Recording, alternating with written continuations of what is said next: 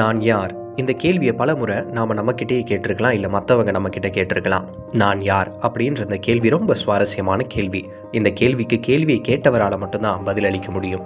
ஏற்கனவே நம்முடைய வாழ்க்கையிலிருந்து இந்த கேள்விக்கு பல பதில்களை நாம் கண்டுபிடித்திருப்போம். ஆனால் நான் யார் என்ற இந்த கேள்விக்கு புனித வாரத்தில் இறைவன் பதிலளிக்கின்றார்.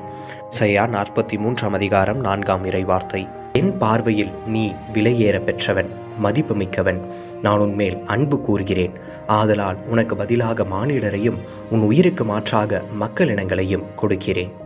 அனைத்தின் நிறைவான இறைவன் நம் மேலுள்ள அன்பை வெளிப்படுத்தும் விதமாக தன்னையே வெறுமையாக்கினார்.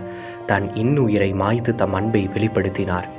அவ்வாறு நாம் யார் என்ற கேள்விக்கு நாம் அனைவரும் கடவுளின் பிள்ளைகள் என்று பதிலளிக்கின்றார்.